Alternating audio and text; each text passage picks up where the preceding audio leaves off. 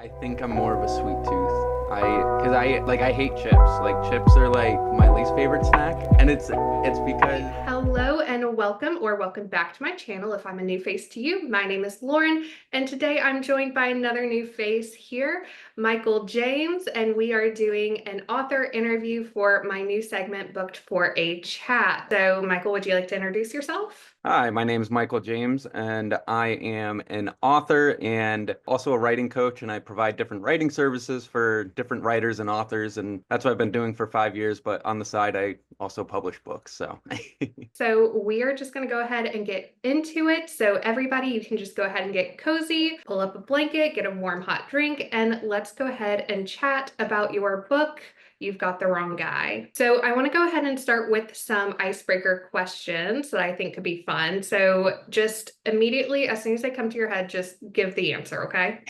okay, Coffee or tea? coffee, Hot or iced coffee? hot. Okay. All year round or right now? For the most part, all year round. Actually, it's funny. I do have my wife got me a cold brew today, so I have a cold brew, but in my mug, I'm drinking a hot coffee. You have two So, coffees. yes, the ones for maybe later. Are you a morning person or a night owl? I feel more productive as a morning person, but I'm more used to being a night owl, I guess you could say. Like today, I probably didn't get up till noon. Oh my God. Oh, I wish. Ebook, paperback, or hardback? Ooh, I think so for reading, I think it would be paperbacks, but not just any paperback. I really like mass market paperbacks, like the little ones. Because you can I kind of blend them, right? Yeah, it's just easier to read, and I feel like they move faster just because I can flip the page faster. So I like those for reading, but for owning a book, I do like owning hardcovers. Now, do you mark up your books? Like, do you highlight? Do you underline? Do you write? Do you tab? Anything like that? Yeah, for classics more often than for anything else. Sometimes like if I find a really good line, I'll underline it, but I don't usually mark up books unless it's like, for example, I a year ago I wanted to study The Picture of Dorian Gray, and so that book, it's annotated all over the place. But that's only if I pick a specific story to do it with. Usually I'm not marking books like that. Yeah, see, I still have my copy. I did a whole class in college on the picture of Dorian Gray, and that copy is like falling apart. It's so bad because we used it for a whole semester. So. hmm Sweet or salty snacks? I think I'm more of a sweet tooth. Because I hate chips. Like chips are like my least favorite snack, and it's because I feel like you eat chips and they never fill you up. It's like That's the point. that's what I don't like about them. I'm like I want to No, eat but like something and normal you know chips or Pringles. I just don't like chips in general. Like Like, for the most yeah. part, unless I'm eating like if I'm dipping it in something like salsa or like a buffalo dip, like that's great. But otherwise, chips are meaningless to me. But I Oh, like I love sweet treats, like love ice cream, love cookies, stuff like that. I know if I'll plug all of your handles at the end or you can, but on your Instagram stories, you and your wife get crumble cookies sometimes. Oh yeah, we Like, got ooh. I just tried crumble cookie for the first time like a month ago, and I was like, holy crap, like what have I been missing out on? But It's bad. It's addicting because every week you want to get the new flavors you haven't tried mhm, yet. yeah, Okay, last one, pizza or tacos? pizza. Pizza all the way. I feel like pizza's a good one because you can have it for like literally every single meal and you would still get all of your nutrients. So like pizza's my choice too. Yeah, I like the variety of pizza. We just went to a pizza place yesterday. It's called Slices. It's right on Tate Street, but they have so many different crazy kinds of pizza. Like yesterday I had a slice of lasagna pizza and a slice of mac and cheese pizza, and they were both so good. Like it's funny because you think like the pasta would be like baked on top, but it's not. It's like nice and soft. Like, oh, it's so good. Wow. Okay. I'm gonna have to try those then because I've heard of that place. I just haven't been there yet. Yeah, so good. To start out with, why don't you give us like a two-sentence synopsis of your book? You've Got the Wrong Guy is about the main character is CJ, and he's an Uber driver, and he's living in this city that he's been in for a few years and just trying to, live the ordinary life. But then he finds a sticky note on his car that says, "Return what you've stolen or else." And part of CJ thinks that it's a mistake, can't have anything to do with him. But the other part of him says, you know, but because of my past, maybe it does have to do with me. And the whole story is a dramatization of basically him trying to figure out if they truly have the wrong guy or not. That's a really good summary. Yeah. Because I swear, I got chills when you were like the sticky note, and I was like, oh, the sticky note. And I did, for anybody watching, I did do a full review on my channel. I'll have that tagged up in the top. So if you have read it, after watching this, go ahead and watch that review. And if you haven't read the book, you definitely should. And it's still available on Kindle Unlimited, correct? Yes. So anybody with Kindle Unlimited, read this book, please.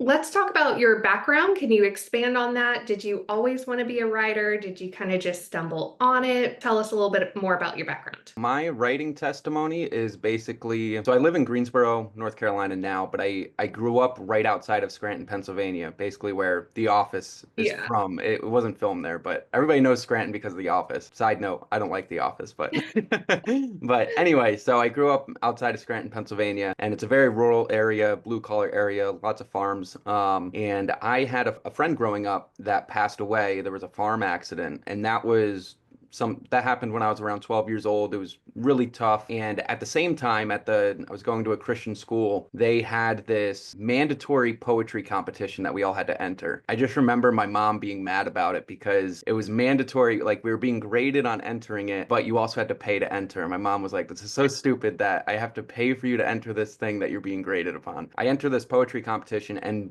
in light of my friend John passing, I wrote a poem. It's called He Is With Us, and it's about how God is with us through the tough times, through the trials of life, and it was really dedicated to John and his life. Long story short, that poem went on to win an award in this competition, and it was a statewide fine arts competition. So like that was like, you know, at 12 years old, that's a huge deal. I got to read it in front of a few different audiences, and my dad is a picture framer, so he had it printed and picture framed it and had it given to a bunch of families at our church and stuff. I just got a lot of validation from that and was really encouraged. And I was like, wow, maybe this is, you know, something I'm good at. Maybe this is something I should pursue. So I started writing more.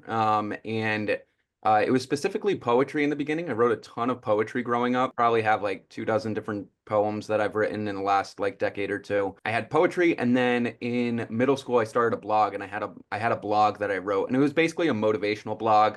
A lot of it was Christian motivation, specifically about things I was learning in the Bible, things I was learning in church and whatnot. But I never got into storytelling. As I mentioned, I grew up in this very blue collar area, and after high school I kind of put writing on the side. I was like, you know, like my dad's telling me I have to get a real job, like otherwise I'm going to be living in his basement for the rest of my life. So had to, you know, go out in the world. So I tried a bunch of different jobs. I was the type of person that didn't want to work a job like everyone else. I wanted to have that oddball job that everyone thought was cool. And I could never find something I was completely satisfied with. And I finally found something that I did think was possibly, you know, this is potentially the career job. I was working in this warehouse for this guy that he bought pallets of liquidation stuff and then sold them on Amazon or eBay. And he was going to teach me how to do it, and I loved doing it. And then I got fired from that job. Yeah, it really crazy story. But long story short, my pride got in the way. But he said, when he fired me, when he laid me off, he said, "You have really great leadership skills. I think you should start your own business." I was really frustrated at that point. You know, I remember screaming and crying on the way home, just like to myself in the car, like, why God, like, why is this happening to me? And I just decided, you know what, it's kind of funny because ironically, I'm saying in the car to myself, you know, screw you, Fred, I'm gonna start my own business and be better than you. But really, that's exactly what he told me to do. So I was basically taking his advice, but you know, in an ill manner. But then I started trying all kinds of different ways to make money. I was, you know, I tried drop shipping, which didn't work out. I tried white label, which didn't work out. I tried affiliate marketing, which didn't work out. Tried all these different things. And then I stumbled upon freelancing, and I was like, what kind of service can I offer that I'm good at that you know, I can also appreciate and enjoy. And I found that there were ghostwriters online, and I was like, oh, this is interesting. You know, I used to do writing. Maybe I can get into that. So I started watching tons of videos on how to write stories. My dad bought me a book on, it's actually right here.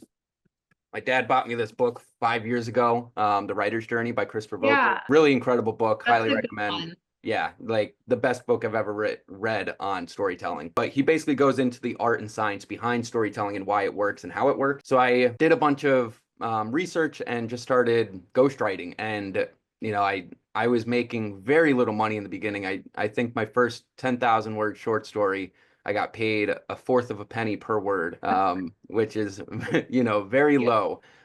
That's basically like $40 for a week's worth of work. But you have to start somewhere. But And you got paid for it. yeah, yeah. And that was what kind of fueled me to keep going. Like I was making some kind of money, even if it was very little.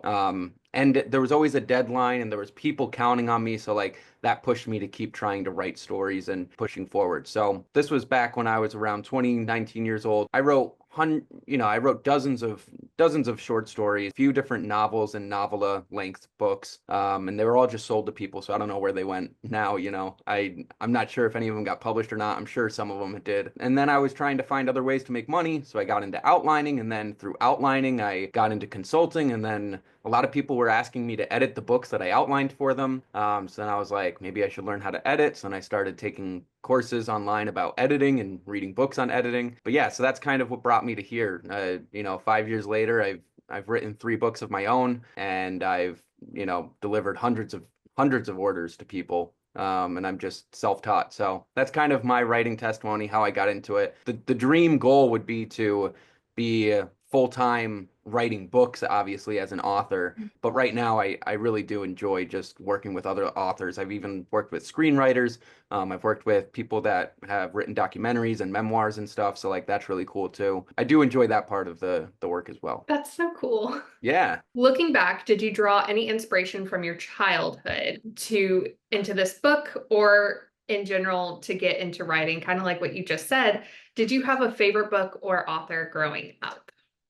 So that's really funny that you ask that because something I hated growing up was reading. I absolutely hated reading. There was one author I did like that I read like 3 of her books. I will try to remember it and you can put it on screen. Yeah. But there was this one author I liked that I read a series of hers and I really enjoyed it. But other than that, like I was only reading if school required it. Hated reading for the most part. But when I wanted to pursue writing, there was a guy at our church. His name's Dave Lindo. He's a famous clockmaker. You can look him up. He's really cool guy, very smart, very wise. He's the weirdo that growing up between the commercials of cartoons, he was reading a thesaurus. Like he's just like incredibly smart. Okay. But he is just he had a lot of wisdom. When I told him I wanted to, pursue writing, he said, I showed him one of the stories I wrote and he said, this is garbage. And, if you want to be any good, you need to start reading. So around 18, 19 is when I really started reading books. The first book I really loved was Oliver Twist by Charles Dickens. But I read a lot of classics starting out, and I really loved Doyle. He wrote the Oh Sherlock yeah. Holmes series, most famously. But my favorite book by him is The Lost World, which is a book about the scientist that believes there's dinosaurs on this other continent, and a journalist follows him there. And it is one of the most underrated classics in the world. I highly recommend it. My favorite book today, though, is Heidi, by Johanna Spyri. It is Okay. such a beautiful drama. It's the only book that's ever made me cry. It is so good. You have to The read it. only one. Okay. Yeah. So Wow. so that's like kind of long answer, but basically didn't read a lot growing up, but by the time like 18, 19, Doyle was my first favorite writer. Also Edgar Allan Poe, I really liked his writing. And then more recently, I love Johanna Spyri's work, and like more common day writers, Ted Dekker and Stephen King are 2 of my favorites. But yeah, inspiration from my childhood for my first book, The Secret Fountain. There Mhm. is a ton of inspiration just because the summary, quick synopsis of that book is basically the main character loses his friend. And a year later, on the anniversary of losing his friend, he finds this mystical fountain in the woods and he falls into it and he falls into another world. So that story is heavily based off of my own, childhood trauma of losing a friend. And then my second book, Letters from Lily, was also the main character is kind of based on my teenage years of just kind of like being a rebel in a sense. I was very, I was very punky. It's funny looking back, but I feel like that kind of persona comes out in that character a lot. And then my Mhm. most recent book, You've Got the Wrong Guy, the trauma of his past is heavily based off of my own trauma in my own life, different feelings of neglect that I had growing up. I love my parents and, I wouldn't ask for any other parents, but there definitely was a feeling of neglect growing up a little bit, just because they worked a lot. And, by the time I was 6, 7 years old, I was making my own dinner half the time. I was kind of on my own, doing my own thing. I was the youngest, and most of my siblings were older than me, so I was the brunt of all the jokes. So like I struggled with depression a lot of my life. So that's kind of different aspects that were tied into this character, and You've Got the Wrong Guy. And then also my brother Dave. We're very close in age, and we hated each other growing up. But then later in my 20s, we reconnected, became Hmm. best friends, and he turned his life around. And so one of the characters in the book, Adam, Yeah. is heavily based off of Dave. So that's Yeah. kind of some of the inspiration from my own life that's been in my books. I feel like a lot of my inspiration comes from trauma and like different like almost negative things in my life, I guess you could say, but like You like turned him around to be kind of positive. yes, yes, very Because much. I will say, like, speaking of depression and everything, the mental health struggles that you face, that I feel like CJ's perspective on it and how it comes through when you're reading the book, you only know that if you've been through it. And it came Hmm. through so realistic and very organic. It's not like you were forcing it on him as a character. Yeah, and that was really important to me. I really wanted the story of You've Got the Wrong Guy just to like give perspective. My first book, The Secret Fountain, was supposed to be ghost written, so I was trying to please someone else with that book. So it Mm, wasn't like I was writing a story for me or something I wanted to necessarily write. Not that I'm not proud of that book, but I was writing someone else's story in a sense. They didn't give me the idea, I came up with it myself, but like I still wanted them to be pleased. With Letters from Lily, that book was completely someone else gave me a one-page summary synopsis of what they wanted the story to be, and then I wrote it, and then they just gave me the opportunity to have my name on it. So with those two books, I was trying to please someone that was paying me to write them. Whereas with You've Got the Wrong Guy, I asked my publisher, can I write something that I want to try? I have a story idea that I think would be really good. And I ran it by her, and she said, I like it, run with it. And so this book was fully on, I guess, pleasing myself in a sense and trying to yeah. write the story I wanted to write. Something that's very different from this book versus my other books is the drama. I love Mhm. character drama. I love character depth. That's like one of my favorite things in other people's books. So I wanted that really to come out in CJ and especially his relationship with his brother Adam. I Yeah. just wanted both of them to have like deep wounds and inner scars and ghosts of the past that were haunting them. And I wanted to kind of have that come out as the story progressed instead of just, I hate stories that start with, oh, this kid's an orphan. It's like almost like a cliche in a sense, because it's like we're supposed to feel bad for them, but it's hard to feel bad when all you say is they're an orphan, like, but if you And you build up to find that point and show us how, they lost their parents or they lost, family or family members or whatever it is, like they have some kind of trauma that is progressively revealed over the course of the story, I feel like that's so much stronger. So that's kind yeah. of how I tried to structure CJ as a character. Yeah, and I think that character depth even came through on his best friends. I can't remember their Hmm. names, Yeah, but Nate and Sophia. Nate and Sophia, yeah. So I think that character depth even came through for them, which sometimes like side characters who are their friends, and then CJ kind of has like a little romance with Sophia, Yeah. which is like really cute. And but a lot of side characters in other thriller action books don't have that for their side characters. They're like very one-faceted or single-faceted. So that was something that like really stood out about your book to me. Yeah, I didn't want to necessarily write a thriller. I like high action, high stakes, high paced moving stories, but I wanted it to focus a lot more on the drama at hand. So when people ask what genre my book is, I always say it's literary suspense Yeah, because it's I guess has suspense is a better one. Yeah. yeah, because it has that literary style to it of, like your typical literary fiction novel of focusing heavily on character depth, but it's, very suspenseful. It's very fast paced.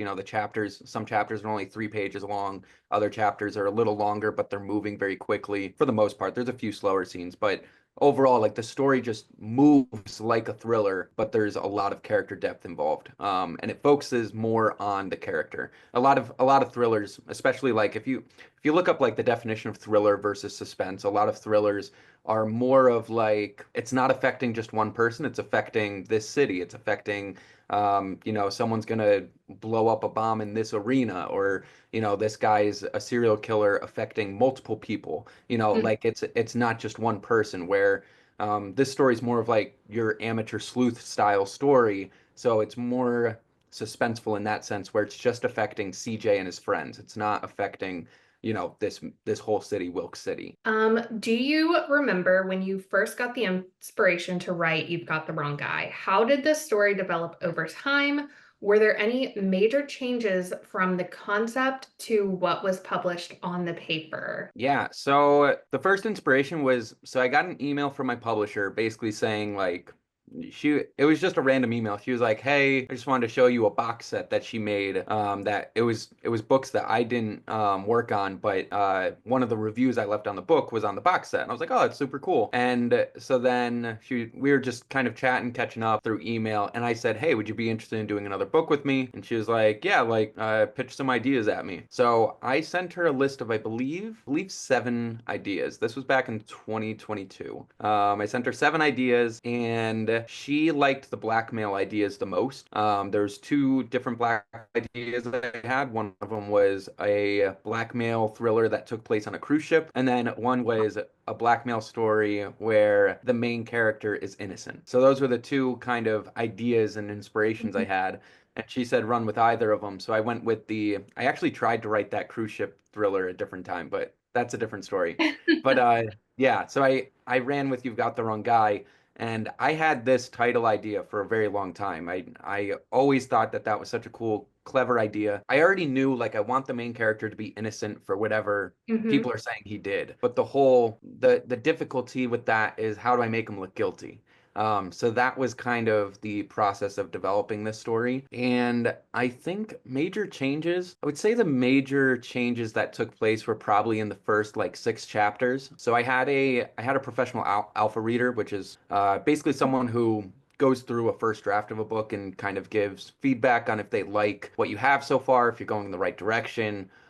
It's beneficial to have alpha reading. Like I do alpha reading for a ton of people, but it's beneficial to have an alpha reader go through early to ensure that you're not going to write 60,000 words and then they're going to say this is not good. Yeah. So had an alpha reader go through the first 6 chapters, and he tore it apart. He hated what I had. And my publisher agreed with him. So I was a little upset about that, little, disappointed, and just kind of like lost motivation. But when I came back to it finally after like a month or two, came with a new perspective, and I was like, you know what, I'm gonna rewrite this. And I took the 6 chapters I had, rewrote all of them, changed a lot of different things in the opening. And a lot of the scenes are the same, but the order is completely different. A lot of them are a lot tighter. They're a lot shorter than they used to be. So that was probably like the biggest changes that I made to the story early on, but there weren't many huge changes I made as I went. There was a few like blocks of time where I didn't know what to have happen yet. But overall, like there wasn't major like, oh, I have to change this whole chapter. Yeah, because the whole story takes place over just a couple of days, and Hmm. you're essentially with CJ the entire time. Yeah. So I remember one of my writing professors in college, she said, a book should only take place over 24 hours. And I was like, that's so ridiculous. Like, No, yeah, that's a boring. little tight. I don't know if Yeah. I'd be able to do that, but I do agree with the perspective of a book should happen over a tight period of time in most cases. There's a few examples of books that take place over longer periods of time.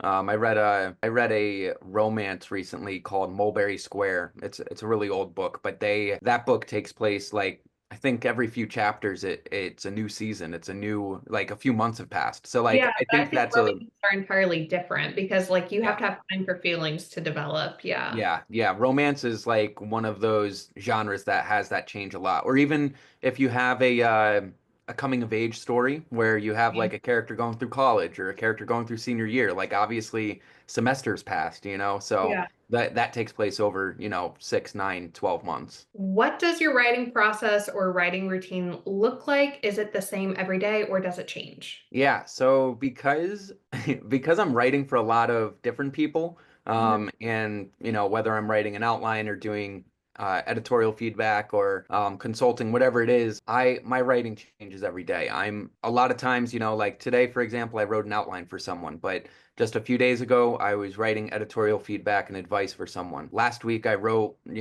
I wrote basically like a one-page curriculum for a 30-minute video class I did with a client. So like it always changes. And then in between my orders, I'm working on, my own book. So like right now I'm working on my first nonfiction work. And so that one like I just fit it in where I can. Mm, I do believe it's really important that you write every day. There's a lot of people that try to take a more lenient route and say that it's okay just to write when you feel like writing. That's how I started. I thought I should only write when I feel inspired, but then there would be long gaps of like 6 to 9 months where I wasn't inspired to write. So and I didn't didn't, get anything done. yeah, I Yeah. didn't get anything done. And if you really want to learn how to write, the best way to learn is by writing. Yeah, for me, I do write every single day, but it varies what I'm writing on. But when I am working on a project for my own, if it's my own book or my own thing that I'm working on that I'm writing, typically I guess you could say my routine is I reread what I wrote last. Sometimes if a lot of time has passed, I'll start from the very beginning and reread the entire thing.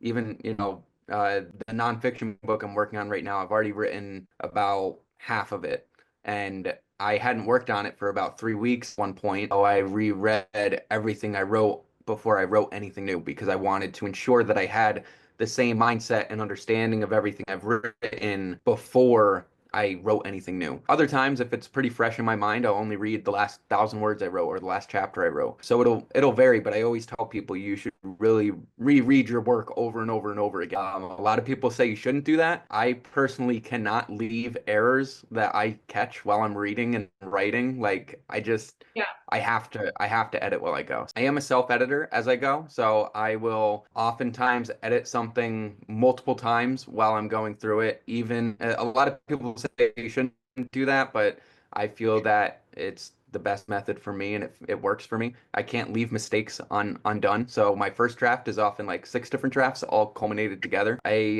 I do outline a lot. I outline, even if it's just a chapter, like I'll write a brief outline of what I want this chapter to begin with, what is the middle of it, how is it going to end, where is it leading to, where different things like that. I don't always outline a full book. I sometimes only outline, a lot of times I'll just write like the first few chapters and then I'll outline the rest, like so that I have like a ground to work with. That kind of works for me, but I know it's different with other people. But yeah, my writing routine just kind of begins with reading my work and then getting into the writing. I do a lot of research while I'm writing. Some people do that separately, but I like doing it while I'm sitting in my chair. Trying to think if there's anything else specific that I do. Oh, sometimes Have, like a certain drink or a certain snack that's like your writing snack, your writing drink, like anything like that? I always have a writing sweater. So, I love wearing sweaters, so I always have a writing sweater on. And like Is it like one sweater or is it like, no, I okay. have I have multiple. So like I have a few sweaters that are draped over my chair that I'll just pick one of those sometimes. Even if it's in the summer, I'll oftentimes wear a sweater while I'm writing. I just got to be cozy. I typically have a coffee with me while I'm writing. No snacks usually. But yeah, coffee and a sweater is like my go-to vibe. I don't play any music. I don't like music while I'm writing. Yeah, I think that's about it. I think those are the kind of like core things that have to be there.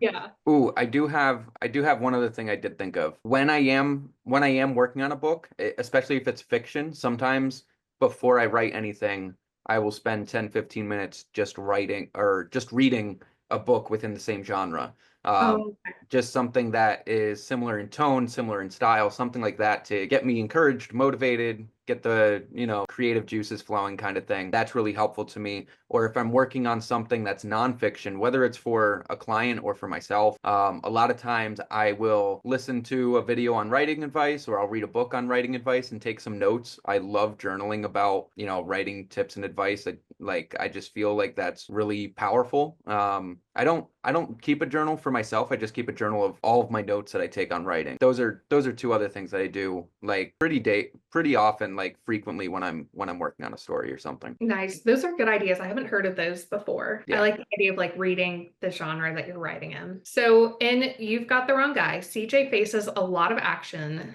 throughout the entire book. What kind of research or preparation went into making these scenes both realistic and engaging? And so you said you like to research when you're like right there, but like, were you like, okay, I need to like really figure out and hop in my car real quick and like drive super crazy and erratic, or like what was the research? Because I don't know, there's different authors do different styles of research, so I'm just Yeah. curious. No, yeah. So some of it came from previous previous experience. So for example, in the story You've Got the Wrong Guy, Adam is a drug addict. My brother Dave used to be in the drug scene, so that wasn't something I had to experience myself. I've seen it and I was around it for like a year and a half. So while I didn't take any drugs myself, I was with that crowd. I already knew how to kind of describe that because I've had that experience. But even with, not to spoil too much, but with some of the plot, like there are drugs involved, and I had to do a lot of research on how is cocaine created, and how do they get cocaine over the border, and how do they get cocaine from, like, what is the most often frequent ways that cocaine is transported, and how much cocaine can I fit in a briefcase of this size, things like that. So I had to That's do really good for your browser history. yeah. So I had to do a lot of research on that. A few other things I did research on that are kind of unique are, have you ever seen streetlights that are purple instead of like Yeah. white or orange? Yeah, we have them So here in the city. Yeah. yeah, so I didn't know this, but that means that there's like a, I don't know what the word is, but there's a coating on light bulbs that keeps them bright and makes them white or yellow or whatever color they are. If it's Okay. purple, that means the coating has run off. It's disappeared. Really? So it's actually a light that needs to be replaced. I So thought it was like for bugs or something. yeah, I never knew either. I just thought it was a unique thing, like, because sometimes I'd see them in the city and be like, why is that one light purple and the rest aren't? That was Yeah. something I had to research because I had a scene where I had purple lights along the road, but then I was like, does that, like, would that make sense that there'd be purple lights? Then I had to look that up, and that's when I found out, like, that means those lights need to be replaced. So I was like, oh, maybe I should change Oh. that. So that was something unique that I had to research. A lot of my research, sometimes it's ChatGPT, but I try to avoid using Mhm. AI for research just because there have been times where it's wrong. So there's a few good uses of it, like, like if I wanted to find out how much of cocaine fits in a suitcase, like it can do math semi well. So that would be useful. Or even like I remember asking it, like, I would say something like, hey, I have an idea where there's a chase scene and I don't know where it should end. What are some thoughts on where it can end? And I would, Mhm. specify what my story looks like, and it would give me like, here are a few different ideas. I never copy and pasted my story into ChatGPT. Apparently, you're not supposed to do that. I don't understand why, but it's whatever. But it'll give me a few different ideas that I can chew on and think about and kind of be creative and play with.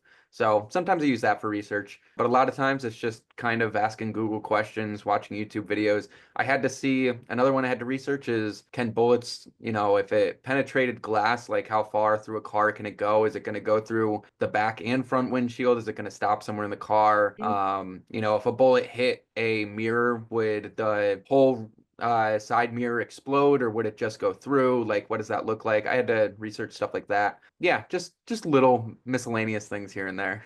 So they're just so creepy, and you're like waving to your FBI agent the whole time. Yes. Like, authors sometimes say that certain characters take on lives of their own during the writing process. Was this true for CJ and any of the other characters in the book? So sort of, kind of, but at the same time, not really. And just to explain, like, I I use Threads a lot, and I see there's a lot of authors on Threads. So if you want to be part of a writing community, I recommend checking out Threads. You can follow me if you want. But anyway, on Threads, I see people post all the time like, "Oh, my character has a mind of his own. Like, I thought I was gonna do this and he did that." And that is not, like, that doesn't happen to me. Like, I feel like I know my character well enough to know exactly what he's going to do. So it doesn't catch me by surprise if a character does something, because it's like, well, yeah, because I created the character, like he's going to do that. Like, that's how I see it anyway. But that being said, there are a few different surprising twists that the characters had that I didn't see necessarily coming. I'm trying to think of an I'm just, example. I'll go ahead and just give a spoiler warning, and I'll put the timestamp up at the top. So, Yeah, I'm trying to think. like, was the romance a surprise? Yeah, the romance itself wasn't a surprise. Like, I knew that I wanted CJ to have feelings for Sophia, but I wanted it to be, I didn't want it to be like taking over the story. I didn't want there to be like a kissing scene or anything like that. I just wanted it to be like, there's an obvious relationship Attraction. that's like Yeah. beginning to blossom there. Trying to think with okay, so a good example is like CJ's past and talking about his dad. That was something that I didn't know what that character would be like until I got there.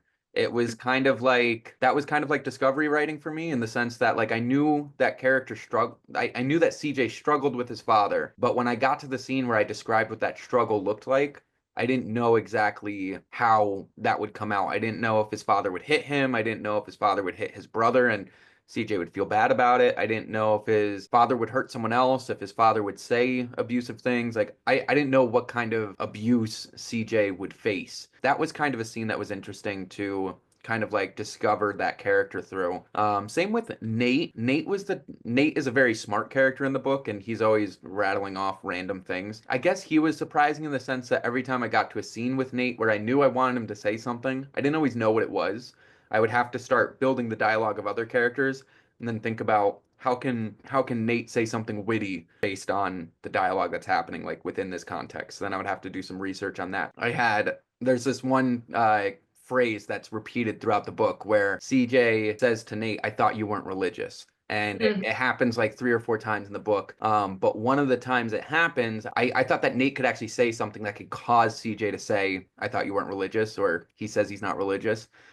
So I had Nate talk about a Catholic, I think he's like the first pope or the first Yeah. priest. I can't Yeah, I remember knew that. exactly what it is, but he just randomly mentions that. And it's like, it seems like such a random thing a random detail to add. I had to kind of discover that through the context of writing their dialogue and then being like, oh, this might fit. That was a character that I did kind of just, I knew the character, but I had to discover his dialogue, if that makes sense. Yeah, that does.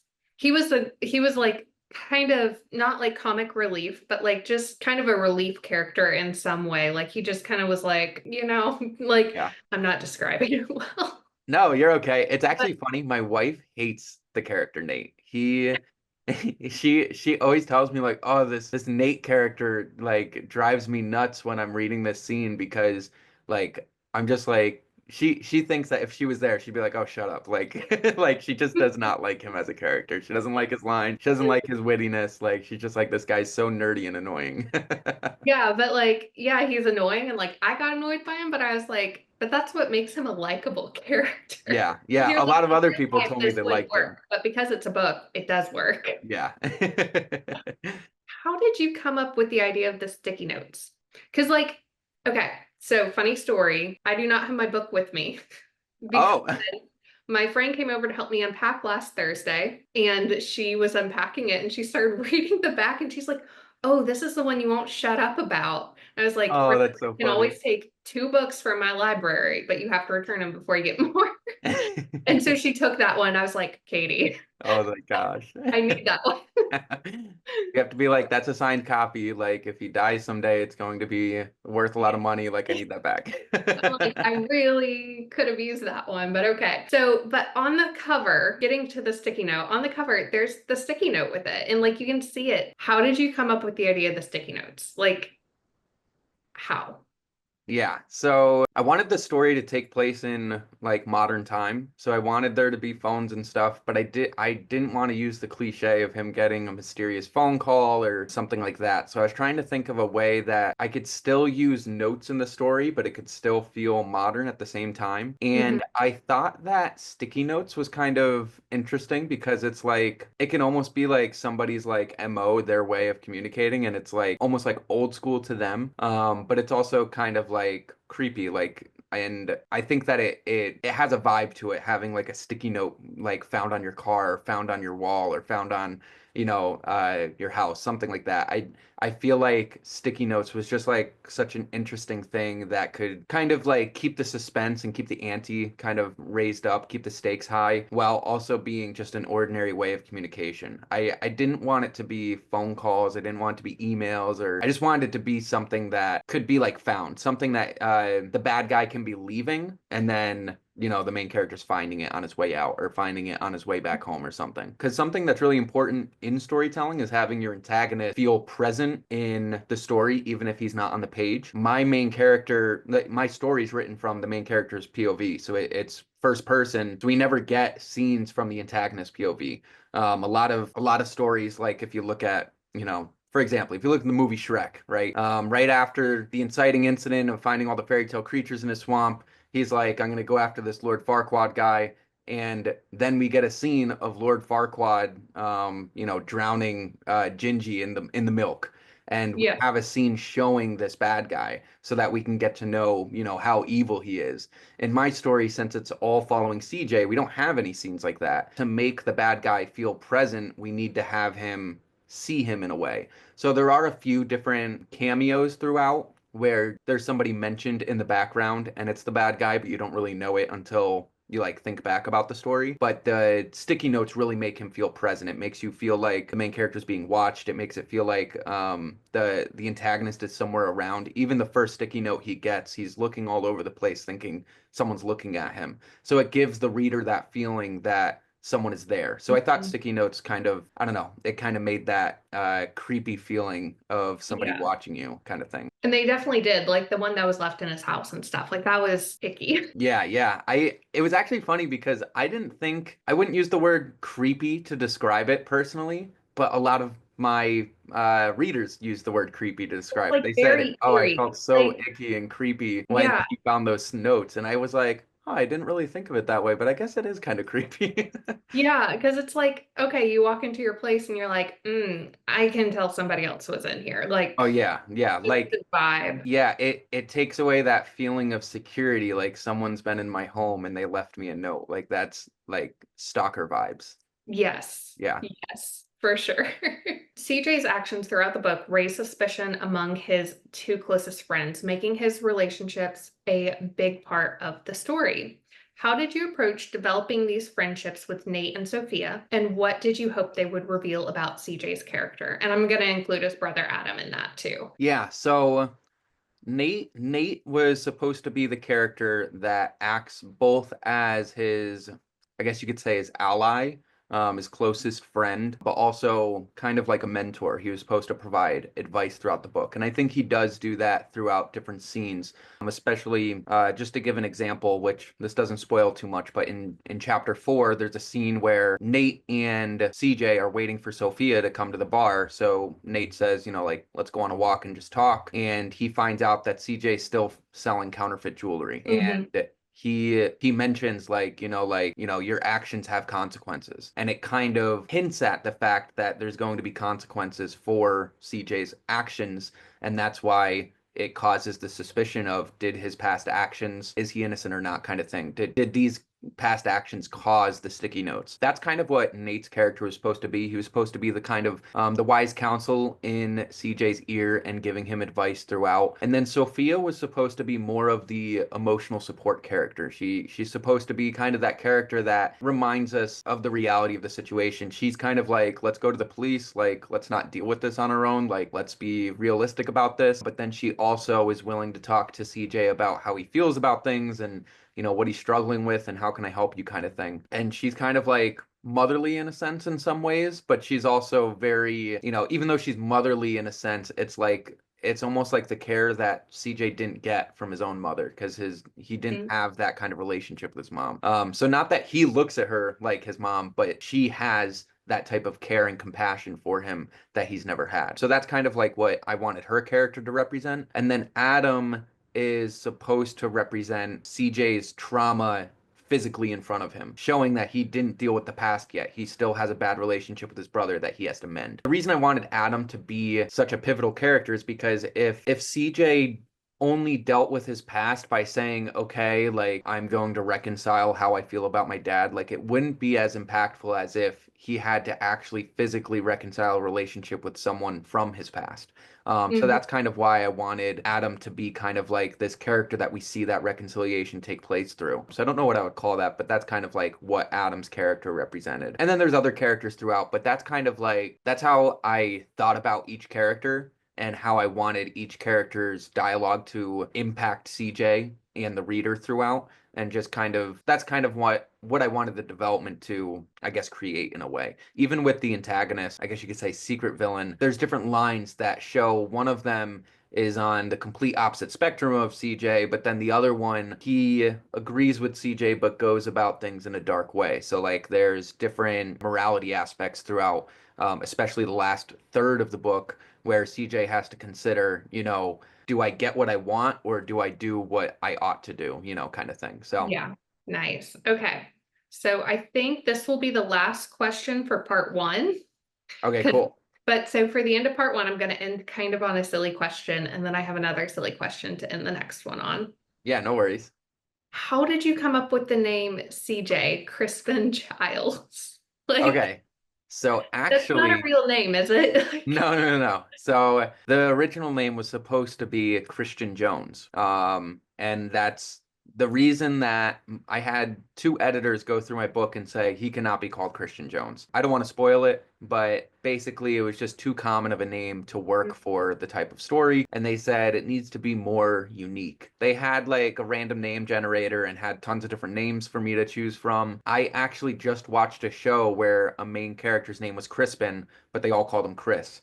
And so I already thought that name was kind of cool, and I thought, why not use Crispin? So I used that name, and then Giles was kind of just like a weird last name. I thought, why not use this one? I thought Crispin Giles worked better than some of the other last names that they had that I could mhm. choose from, and it was supposed to be something semi-unique. They didn't want to be something like Jordan or Jones or Johnson or like different common last names, and I wanted to keep the first name CJ. I really liked that because that was the name I was running with all this time. That's the name I marketed with and told people like the main character is CJ, so I wasn't changing that. So yeah, that's kind of how I came up with that name. So it was supposed to be Christian Jones, but it changed last minute to Crispin Giles. And am I happy with that change? I don't really care because he's known as CJ anyway, so it's Yeah. okay. But It's just like the most random name. yeah, yeah. All the other people have very common, ordinary names, and Yeah. then you have Crispin. Because I was like reading it, I'm like, ooh, we're gonna find out what his name is. And I'm like, what? Like that, it's just the most absurd. So it kind of like makes it funny, and you're like, yeah, where did this guy come from? Yeah, it does work for CJ's character though, because it shows that like, okay, he goes by the acronym to hide his name. Like he's embarrassed of this Mhm. name. Like Yeah. even with the one scene he's talking about old like social media tags he used to use as his account title. Like one of them was Crispy Jesus. Like so, and Yeah. the other one I think was Cranberry Juice or something. So he has these embarrassing titles that he had gone by, and he was like, okay, like haha, that's from when I was a kid, but But yeah, so thank you so much for joining me for part one of the interview, and we will pick right back up on part two. So thank you so much, Michael, for joining me today. absolutely. Thank you for having me. Yeah. Would you like to plug anything? Any of your Uh media, anything like that? yeah, I have a YouTube channel where I give writing advice if you want to check that out. And then I have a podcast where I also give writing advice. And then you can go to my website for any of my services if you're interested in writing coaching or writing help. And you can also find links to my books there as well. So I will kind of put all of those on the screen and link them in the description below this video for you guys. So thank you.